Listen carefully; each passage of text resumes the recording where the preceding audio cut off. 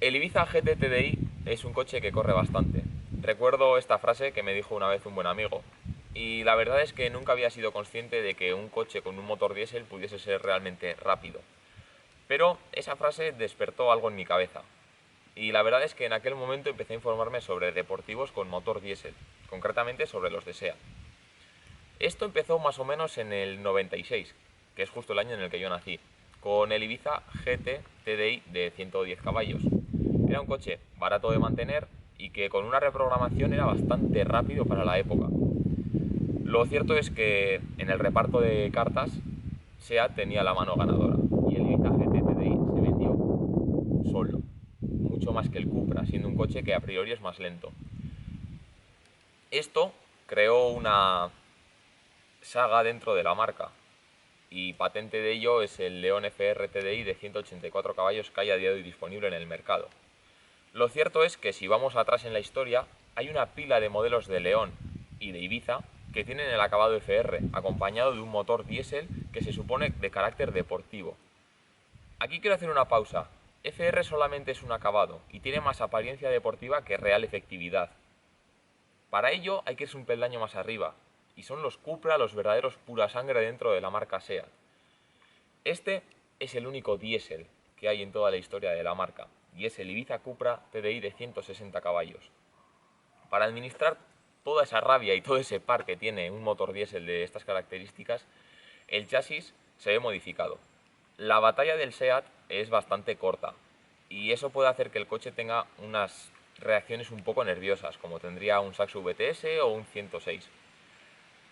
Aún así, los ingenieros de SEAT se las arreglaron para mejorar los amortiguadores, los muelles y las estabilizadoras. Con ello se conseguía un coche más estable y con unas reacciones más neutras. Si esto no fuese suficiente, la suspensión también era diferente a la normal. Alante era 4 milímetros más bajo y atrás 13. En el apartado del motor también hay cambios, lógicamente. Partimos del bloque 1.9 del León FR TDI, del que podéis ver entrevista, y se mejoran varios aspectos, entre ellos la caja de cambios, con unas relaciones más cortas, se cambia el intercooler, se cambia la gestión de la inyección, la admisión, el escape y el turbo. Vamos por pasos. El turbo aumenta la presión de 1,5 bares a 1,55. Parece poco, pero es una ganancia. El escape se rediseña para mejorar el flujo de los gases de escape y la admisión para que el motor pueda respirar un mayor caudal de aire. El intercooler se aumenta para permitir un mejor enfriamiento del aire que está entrando al motor, y todo esto tiene como resultado solamente 10 caballos de potencia más y 10 Nm más de par.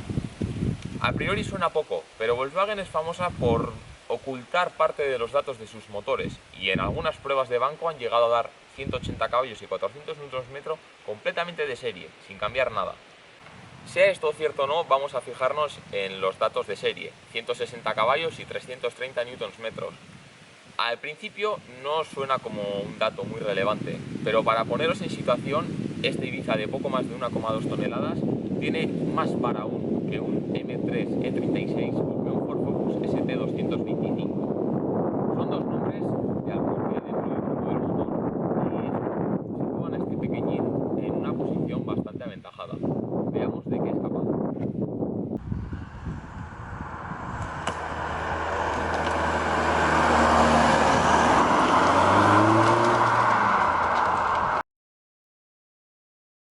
Buenas, mi nombre es Jonathan y este es mi coche. Si nos podrías comentar cómo llegó a ti el coche, cuál es la historia que hay detrás de él. Mire, pues nada, estaba buscando un Ibiza Cupra después de tener un León TDI FR, y tras mucho buscar no encontraba ninguna unidad buena. Al final, después de mucho tiempo que había pasado, encontré esta unidad en un concesionario en Valencia. Y nada, pues, comenté con otro compañero para ir a por él y decidí, nada, en cuanto lo vi me enamoré y directamente cogimos un avión hasta Valencia y nada, verlo ni probarlo y volver para aquí, para Bilbao. Nada. Háblanos, por favor, de la evolución que ha sufrido el coche, de cómo durante el tiempo que lo has tenido lo has ido modificando y cómo cada modificación ha cambiado el comportamiento del coche. ¿Con qué te quedarías y qué crees que es lo que menos le ha cambiado, pero querías cambiar? Mira, pues el coche actualmente lleva una Stage 1, ¿vale? No es muy light, no está muy apretada todavía para lo que se podría. Llevo intercooler de mayor núcleo, filtro de sustitución BMC, frenos Upper Racing, que en este modelo no venía, pero los conseguía a través de otra persona, latividrios metálicos delanteros traseros, pastillas DS2500 traseras, DS3000 delanteras, Blistein V8 de vástago gordo con H&R. De momento, bueno, alguna cosita más que vendrá, pero de momento está todavía en stand-by. Creo que alguna cosa todavía se me olvida, pero ¿Qué es lo que más ha cambiado el coche? sobre todo con la electrónica. El coche tiene mayor patada desde abajo, estira bastante sin problema, pero al final me quedo con eso del núcleo completo de todo lo que le he hecho al coche. De todo lo que has podido vivir con el coche, ¿con qué te quedarías como mejor experiencia y cuál dirías que ha sido la peor? Nada, la mejor experiencia para mí, la sensación que me ha transmitido en circuito. No es que sea una bomba, porque eso, al final es un coche pequeñito, pero me quedaría con esa sensación del circuito. Es bastante más ágil que un León, indudablemente. Puedo hacer la comparativa con el que tuve. Y la peor, de momento todo ha sido buenas sensaciones. De momento, igual peor, que quería haberle sacado un poco más desde el principio, pero por temas de turbo y demás no quería apretarle un poquito más todavía. Se dice que el motor es más potente de lo que realmente declara la marca. ¿Qué hay de cierto en ese bulo? A ver, como mucha gente sabrá, los motores turbo siempre tienen la fama de que siempre dan un poquito más la potencia que realmente la declaran. ¿Cuánto más? No lo sé. Podría ser 5, 6, 7 caballos o 10, no lo sé. Como el coche se cogió y no se metió en banco, no podemos saberlo. Tampoco puedo saber lo que te está dando ahora. Más o menos si haces una estimación, comparando al final con unos, con otros, compara más o menos, pero es todo al final suposiciones. Lo que al final realmente te da la potencia es un banco. Y por experiencias, otros usuarios y demás, de serie, ¿tú crees que el coche realmente tiene un poco más que esos 160 o realmente está parejo a Yo un...? creo que está 160, sí. Es un pelín más rápido que una FR150, pero poco más, no es mucho más. Puede que se deba más a la caja que a la potencia, esa diferencia. Sí, también puede ser verdad, también puede ser verdad. Más que puede ser al final un cúmulo de cosas entre caja de cambios y menor peso. Leyendo en internet, que es la principal fuente que utilizo para conseguir información y después haceros preguntas, tengo entendido que el turbo suele dar fallos de fiabilidad. Puede ser porque cuando esto se les mete el chispazo se les está subiendo por encima de la capacidad del turbo, o realmente ha habido un problema con los turbos en estos coches. No, hay problemas yo creo no. Por experiencia problemas no creo que no, porque yo creo más bien es, como bien sabrá mucha gente, las electrónicas o te las hacen bien, o sí puede correr el coche, pero no sabes si está corriendo bien. Es lo que para mí lo que yo creo. Puede ser, el coche corre una barbaridad, pero ¿cuánto de bien está corriendo? No es de echar una lanzada con otra persona o meterla en banco y darte X potencia, pero a ver hasta qué punto está fiable ese turbo, a ver qué fiabilidad tiene.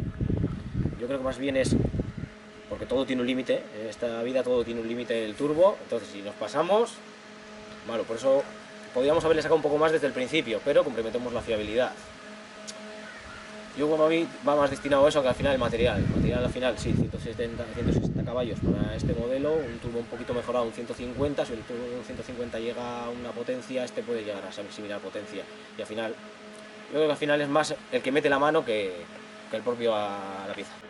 Piques, hablemos de lo que realmente se puede nombrar y de lo que no, tanto de experiencias en un tramo, lanzadas, lo que fuere. Bueno, piques de momento lo que es en calle, no suelo.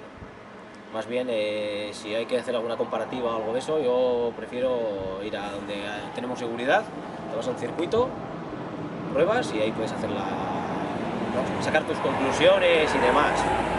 No más que nada, al final, ser dos coches más rápido en un tramo, o, ¿cómo decirlo?, de un 0 a 100, un 0 a 200, sacar 2-3 coches, a mí no me supone nada, porque al final el que está corriendo es el coche, no está corriendo la persona. Vete al circuito, no te la juegas y el crono es el que manda. Yo creo que ahí sería lo suyo. ¿Dirías que el mayor pique entonces es pelear contra el cronómetro? Sí. No contra otros. Sí, porque al final siempre va a haber alguien mejor que tú, siempre. no es que al final seamos expertos, porque no, porque al final hacemos tandas en modo amateur. El coche es una preparación normal de calle dentro de lo que podemos, si no ya pues estaría el coche vaciado con barras exclusivamente para circuito. Dentro del circuito, ¿recuerdas algún momento especial con este coche? Es que para mí, fijo, uno clavado, no. De momento así específico no. Va a pensar la gente que no le tienes tanto cariño. Nada, le tengo cariño al coche, pero bueno, al final, como siempre digo, los coches van y vienen.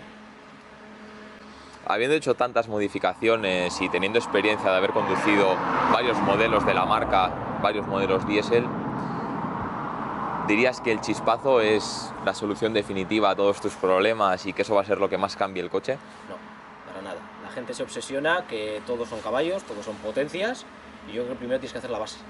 Para mí primero tienes que hacer tema de suspensión y frenos. Eso es fijo lo que tienes que hacer, porque la gente se obsesiona con el tema de yo hago chispazo, le subo a 400 caballos, pero me olvido de que luego esos 400 caballos hay que llevarlos al suelo y luego hay que frenarlos también. O sea, al final es un cúmulo. Yo creo que estamos acostumbrados a hacerlo todo al revés. Claro, indudablemente lo más fácil es llegar a una persona, reprograma, sacamos caballos y el coche es una barbaridad como corre. Vale, para ir a una autopista todavía sí, pero para sacar el 100% al coche, que no lo vamos a sacar probablemente, hay que hacer antes cosas. ¿Qué es lo que más te gusta de él y qué es lo que menos te gusta de él? Lo que más me gusta de él, que el coche para lo que es corre bastante y no consume. Eso es lo que más me gusta. ¿Consumo de diario? De diario, yendo una cosa normal a trabajar, 6 litros puedes hacer. No consume como un León FR, que consume algo menos, porque tiene la caja un poco más larga, este tiene la caja más corta, va un poquito más revolucionado. Pero... ¿Peor consumo registrado? ¿Peor consumo? El circuito la única vez que he entrado, 10 litros, marcaba. Pero bueno, ya sabes, no hay. ¿Planes de futuro? ¿Planes de futuro? Engordarlo un poco más todavía. Que tiene que venir la última evolución definitiva, un turbo un poco mejorado, un poco más grande, y a ver si realmente lo que podemos sacar a estos motores, una cosa un poco más de lo que llevo ahora, sin exagerarnos, pero bueno, si conseguimos llegar a 240 caballos, yo creo que voy más contento ya y yo creo que hasta ahí. A todos los entrevistados les permitimos que tengan sus segundos de reflexión para que puedan hablar fuera de una pregunta y dar una opinión sincera, un detalle, un comentario. Es tu turno. Vale, mi reflexión es que la gente no le tenga miedo porque sea diésel. Oye, que se va a romper o no, todo en esto se puede romper. Tanto un gasolina o un diésel se puede romper, siempre cuando jugamos con los límites, todo se puede romper. Pero porque sea diésel no tiene que ser ni más ni menos, indudablemente. Con gasolina hay muchísimo más para todo, las sensaciones, el sonido y todo, pero bueno, al final, si teniendo una buena base, no hay problemas. ¿Dirías que está cargado de sensaciones, aunque sea un diésel lo que lo mueve? Sí. Al final, la gente se obsesiona con el ruido y dice, joder, es que suena tractor, porque es lo que hay, y no, pero yo, vamos, sensaciones todas, las que quieras, siendo con el guito que es.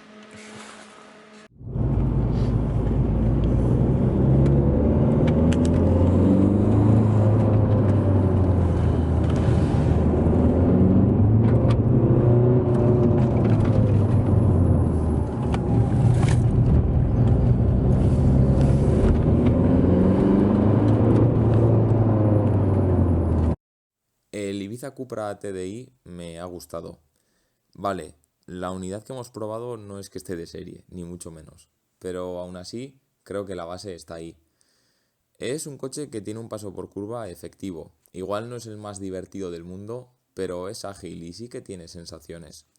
Por otra parte, entre curva y curva, el motor diésel empuja muy decidido y eso hace que sea muy divertido de utilizar.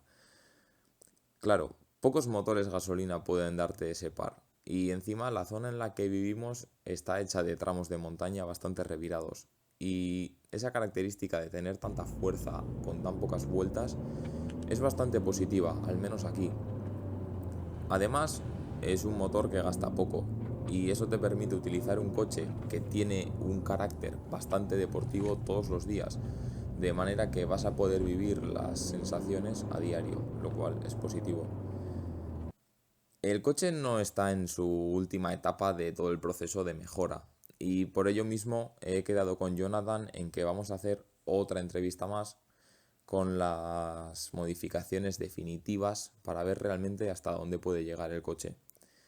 Por lo demás, agradecer a toda la gente que ha hecho posible este vídeo y esperamos vuestros comentarios.